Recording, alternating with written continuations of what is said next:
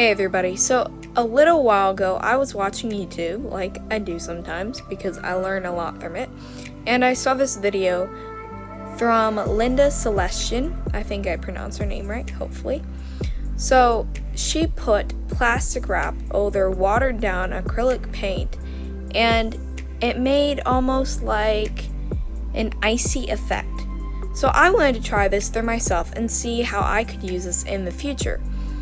Her video will be in the description. I will link it there, and my video is not going to be exactly like her. I encourage you to go look at her video. It's a very good video, but my video will be testing out different things like using different colors on different backgrounds on different colors, whether that makes so much of the difference, whether the colors show through, and how cheaper paints and not cheaper paints look different with this method. I hope you learned something and enjoy this video, and I'll see you at the end. So to start out, I'm just gonna paint my backgrounds. You can use painting paper, watercolor paper, mixed media paper, or canvas, but you do probably want to paint the background. I'm gonna make 2 black backgrounds and 1 with different colors to see how the backgrounds show through. One of the backgrounds I'm going to put different colors, and one of them I'm just going to put white on it.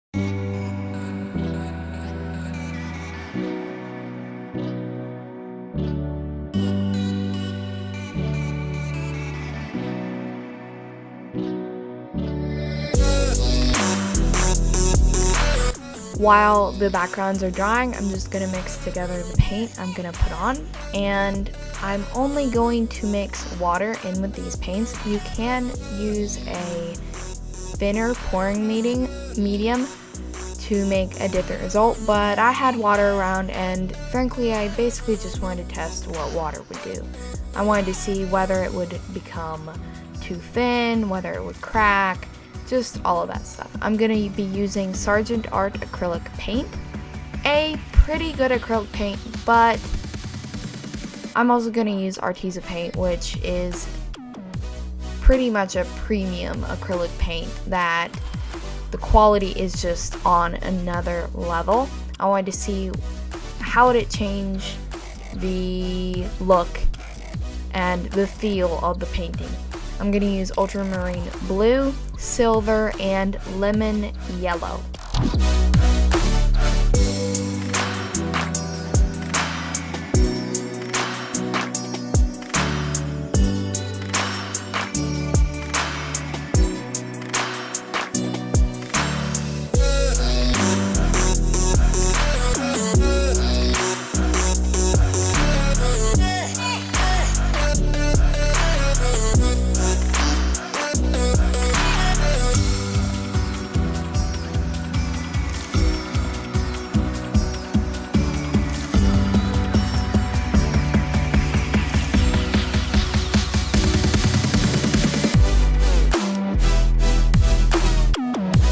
For this painting, I am testing what white on a black background would look like, and I'm just pouring it on and then putting on the plastic wrap.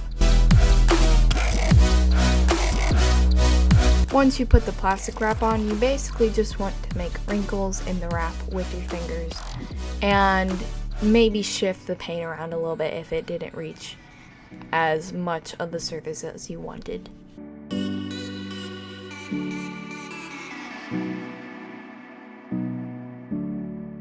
Next, I'm putting white paint on a colored background to see how well it shows through and what the effect will be.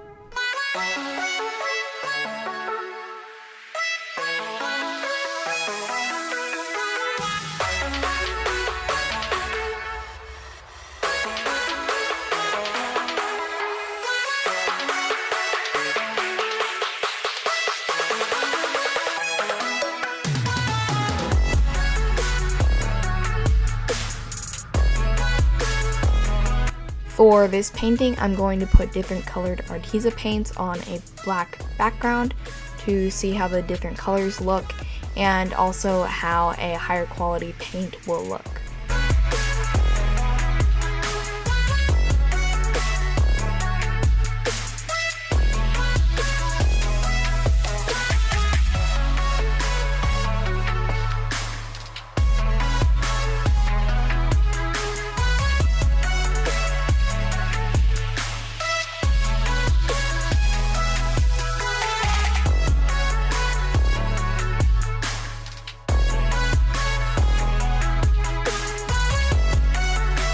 You don't want to have so much paint that it leaks out, and also you don't want too much paint where you can't really see the background and it's kind of built up. You want a thin layer of paint over the background so then you can really have a good amount of wrinkles and a good amount of texture.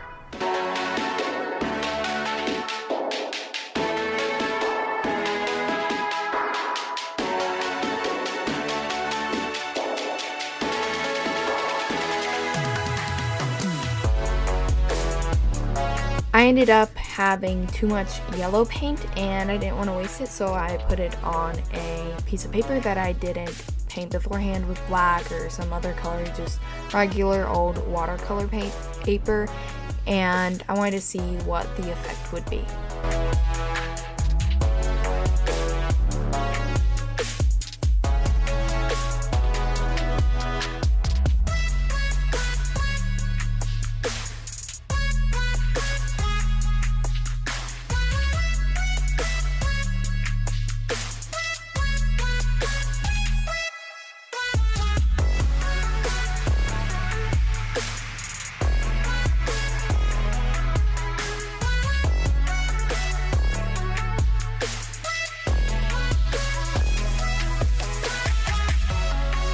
Okay, so it's been 24 hours or almost at least, and they all look pretty dry except maybe for this one. This one had a little bit of buildup.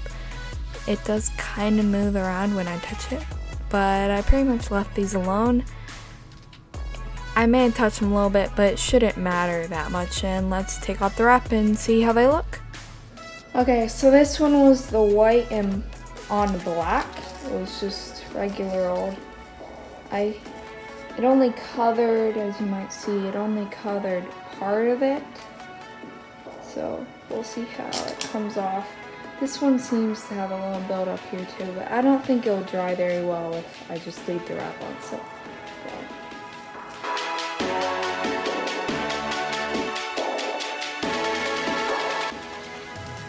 Okay, so on some of the parts that were a little bit more paint, there was some that were on there, but it feels more chalky, less totally undry. It looks pretty nice. Has some glimmer to it, and this is just the regular white, so it's not even the silver. It's probably not totally dry, so I'll still leave it out in my garage shelf to dry a little bit more, but all these indents are really cool.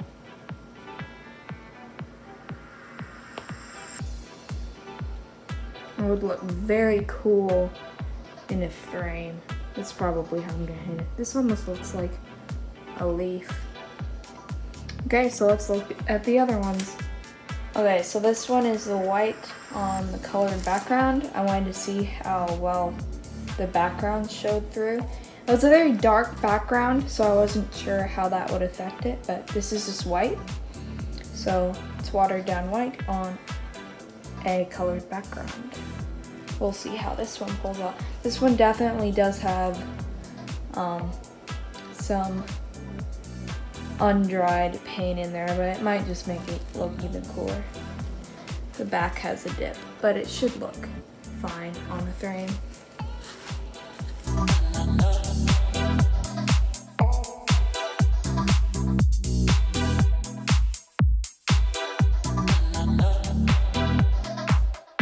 Not too bad. I almost like the look of this. In the beginning when I looked at it, it was just a ridge of paint, but it seems to have gone out a little as time went by. The color shows through quite a bit actually. You can see here some blue, and it shines a lot too, which is kind of unexpected, and it does feel dry around the corners. So it looks like watering down the paint kind of makes it shimmer. Wonder why. This has yet to do some drying too, so I'll leave it to dry and let's look at the other ones. So this one was what I was really interested in looking at.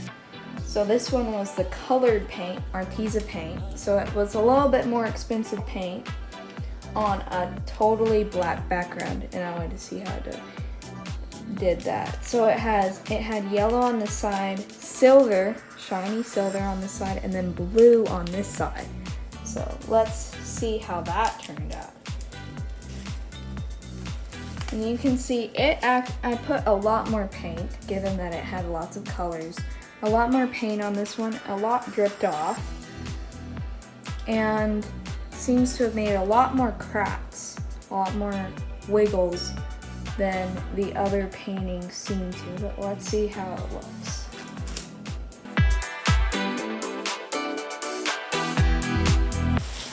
That looks pretty cool. So the yellow kind of turned into a nice silvery green. The light reflects off of it gorgeously. It's the same thing as the other paint. We've got some silver here. It looks more white, but when you shine in the light, it does have a silvery kind of look to it. And then some blue. You can't see the blue as well, but you can see it in here. I really like this one. I think it would look very well on a canvas.